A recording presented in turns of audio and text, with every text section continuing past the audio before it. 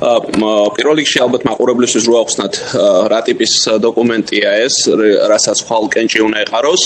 99 წლიდან მოყოლებული, როცა საქართველოს ევროსაბჭოში გაწევრიანდა, იმის შემდგომ ქვეყანა ფასდება ევროსაბჭოს საპარლამენტო ასამბლეის მიერ იმის გარშემო თუ რამდენად ასრულებს ქვეყანა ვალდებულებებს. ეს შემოწმება ვრცელდება 10 ქვეყანასთან მიმართებით, რომლებსაც დემოკრატიის ყველაზე დიდი პრობლემა აქვს და ამ 10 ქვეყანას შორის საქართველოს შემთხვევაში ყველაზე უარეს მდგომარეობაში იმყოფება იმ თვალსაზრისით, რომ ანგარიში, რომელიც საქართველოსია მომზადებული, აფასებს იმას, რომ საქართველოს თითქმის არანაირ ვალდებულებებს აღარ ასრულებს, რომელიც მას ევროსაბჭოს წევრობიდან გამომდინარე აკისრია. როცა 99 წელს ზურაბ ჟანიამ ცნობილი სიტყვები თქვა, რის შემდგომაც საქართველოს გაწევრიანდა ევროსაბჭოში, იმის შემდგომ საქართველოს ის რეალობა დაუდგა 27 წლის შემდგომ, რომ ქვეყანა, ესე ვთქვათ, ევროსაბჭოს წევრობის სტანდარტებსაც სამწუხაროდ აღარ აკმაყოფილებს. რა წერია რეზოლუციაში, რომელსაც ხვალ უნდა ეყაროს კენჭი და ყველა პოლიტიკური ჯგუფი მზადყოფნას გამოთქვამს, რომ ესე ვთქვათ, მას მხარი დაუჭიროს. ამ რეზოლუციაში საუბარია იმ პრობლემებზე, რომელიც ქართულ ხალხს აქვს, რომელიც ევროსაბჭოს ვალდებულების კუთხით არსებობს, დაწყებული ეგრეთ წოდებული განათლების დეფორმით, რომელთაც განათლებას პრობლემა ექნება, აღნიშნულია, რომ ეს არ შეესაბამება საქართველოს ვალდებულებებს, აღნიშნულია ადამიანების მასობრივი წამების შემთხვევები და მათი გამოუძიებლობა, რაც ძალიან მნიშვნელოვანი და ალბათ სამწუხაროც არის აღნიშნულია, რომ საქართველოში არჩევნების ჩატარებისთვის არ არსებობს არანაირი გარემო, რაც ალბათ თქვენს მიერ ნახსენებ დიქტატურასთან ყველაზე ახლოს არის კავშირში, როცა შეუძლებელი არჩევნებით ხელისუფლება შეცვალო. განსაკუთრებით აღნიშნულია პოლიტიკური პარტიების დევნის საკითხი, იქიდან გამომდინარე, რომ პარტიების გაუქმება აქ ივანიშვილის რეჟიმს გადაწყვეტილი და გარდა ამისა საუბარია იმ პოლიტიკურ დევნებზე, რომელიც პოლიტიკოსების მიმართ ხორციელდება, რა თქმა უნდა, ქალბატონი ელენეს მიმართაც, რომელსაც ჯანმრთელობის მძიმე პრობლემები აქვს, ამ საკითხთან დაკავშირებით დამატებითი ცვლილებების დაინიცირებასაც გეგმავს რამდენიმე წევრი და გარდა ამისა საუბარია შეკრების თავისუფლების შეზღუდვაზე, საუბარია ადმინისტრაციულ სამართალდროის კოდექსის გაუქმების აუცილებლობაზე, იმიტომ რომ საბჭოთა დროს მიღებული არანაირ სტანდარტს არ აკმაყოფილებს, საუბარია ორგანიზაციის თავისუფლების შეზღუდვაზე და სხვა უამრავ საკითხზე, რომელიც ამ კუთხით არსებობს.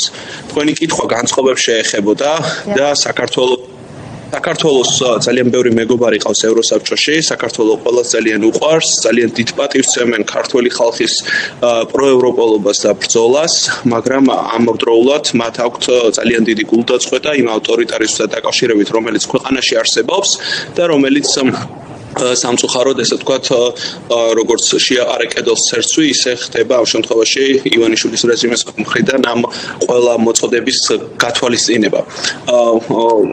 არაერთი მიმართულებით ქართულ ოცნებას მუდამ აქვს ცდილობა იმის, რომ მოლაპარაკებები აწარმოოს, გარკვეულწილად ესე ვთქვათ, ცადოს, რომ რაღაც ხიდები აღადგინოს, საჯარო მათი პოზიციონირება ყოველთვის ისეთია, რომ ისინი ამბობენ, რომ ამ ყველაფერს ფასი არ აქვს, აზრი დაკარგა და ასე შემდეგ, მაგრამ რეალურად ესე არ არის ნამდვილად.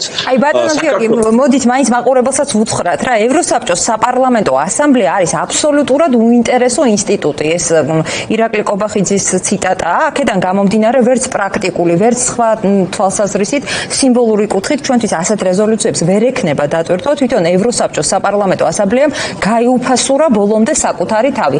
ამას ეუბნებიან საქართველოს მოქალაქეებს, არ ვიცი, ეწაღანაც თავს ვიკითხვა, თვალთ მაგცობენ, თავს იტყუებენ, არიციან თუ რაშია საქმე, არ ვიცი, მაგრამ თუ არიციან, იქნებ თქვენ კიდევ ერთხელ განუმარტოთ რა რეალური წონა, იქნება ეს პოლიტიკური, თუ იქნება ეს საერთაშორისო სამართლებრივი კუთხით აქვს ასეთი ტიპის დოკუმენტებს. ელისო, ალბათ რო გავიხსენოთ 2020-ის წინასაარჩევნო კამპანია, ირაკლი კობახიძე რა ყველა ჩართვაში მე მგონი იმით ამაყობდა, რომ ის ევროსაბჭოს საპარლამენტო ასამბლეის ვიცე-პრეზიდენტი იყო, ამაყობდა და თავის დიუსელდორფის დიპლომთან ერთად ამას ახსენებდა ყოველთვის.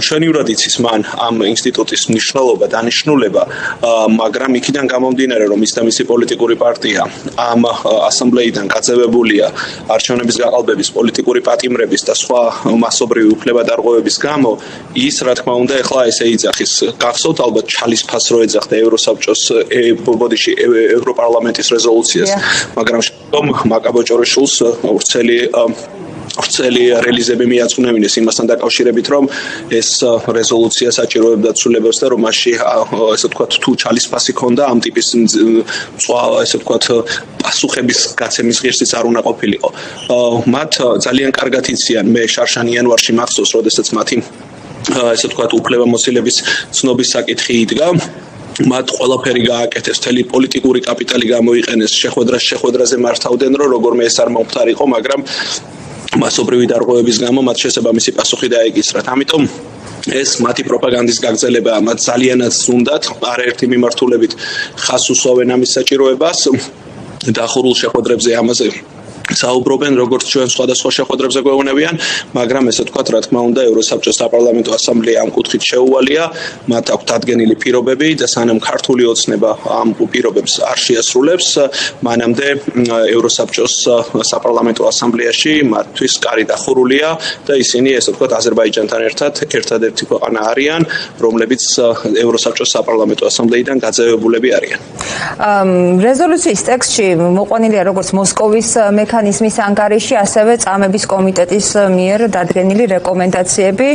სულ რამდენიმე დღის წინ გახდა ცნობილი, რომ საქართველოში მისით კვლავ იყო ჩამოსული დაუგეგმავი ვიზიტით წამების კომიტეტი. ეს არ არის უბრალო რამ, რამდენადაც მე მესმის თქვენ ამ საკითხების სპეციალისტი ხართ. როგორ შეიძლება გავიგოთ ეს ვიზიტიც, ან რა შედეგები შეიძლება მოყვეს, როდესაც საუბრობთ რომ რეკომენდაციებს ქართული ოცნება როგორც წესი არ ასრულებს, მე შეიძლება გონივრული ეჭვი მქონდეს, რომ ერთ-ერთი მიზანი და ამოცანა აქ დაუგეგმავი ვიზიტის შესაძლოა ყოფილიყო მათ შორის მათ მიერ წამების კომიტეტის მიერ გაცემული რეკომენდაციების შესრულების მონიტორინგი. მადლობა ამ კითხვისთვის. ევროსაბჭოს წამების საწინააღმდეგო კომიტეტი დაუგეგმავი ვიზიტით დადის იმ დროს ქვეყნებში, როდესაც იქ განსაკუთრებით პრობლემური შემთხვევებია. მაგალითისთვის რომ მოგიყვანოთ, მაგალითად საქართველოში ეს იყო მათი მეოთხე დაუგეგმავი ვიზიტი.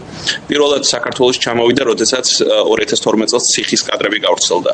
მერე ჩამოვიდნენ 2021 წელს, როდესაც კრიმინალური სუბკულტურის მიერ ციხის მართვაზე ჩვენ გავასაჭაროეთ არაერთი ანგარიში. შემდგომ პატიმრების ჯანმრთელობაზე და მიხეილ სააკაშვილის ჯანმრთელობის მდგომარეობასთან დაკავშირებით იყვნენ ჩამოსულები და ეხლა, როდესაც მათ ამ შემთხვევაში ნახეს რომ ქვეყანაში მათ 29 ნოემბერს 2024 წლის 29 ნოემბერს ნახეს ის წამებები საკუთარი თვალით სხვადასხვა იზოლატორში და დაკავების ადგილას რომლებიც შეკრება მანიფესტაციის მონაწილეებმა ნახეს და რა თქმა უნდა ეს იყო უპრეცედენტო მასშტაბის ძალადობა და დაუგეგმავად როცა 2 წლის შემდგომ უნდა ჩამოსულიყო მორიგი ვიზიტით საქართველოში მათ ჩამოვიდნენ შეამოწმეს ციხეები შეამოწმეს დაწესებულებები და ამ მიმართულებით ამზადებენ ანგარიშს, რომელსაც ნოემბერში გადაუგზავნიან ქართულ ოცნებას და იმედი დავიტოვოთ, რომ თებერვალში მისი გასაჭაროება მოხდება. მედარწმუნებული ვარ, ეს ანგარიში მწვავე იქნება, მაგრამ მაყურებლის ყურადღებას მინდა მივაქციო იმას, რომ ამ ანგარიშთან ერთად რამდენიმე დღის წინ ევროსაბჭოს ადამიანის უფლებათა კომისარმა გამოაქვეყნა საქართველოზე მეორე ანგარიში. ეს ადამიანი სულ 2 წელია შეუდგა თავისუფლებამოსილებას და საქართველოს მსგავსად 2 ქვეყნის ანგარიში არც ერთ შემთხვევაში არ მოუმზადებია. გარდა ამისა, არაერთი მიმართულებით ხედავთ იმას, რომ მინისტრთა კომიტეტი იღებს საქართველოსთან დაკავშირებით გადაწყვეტილებებს და ევროსაბჭოს ყველა უწყება შესაბამის პასუხს თხოვს საქართველოს.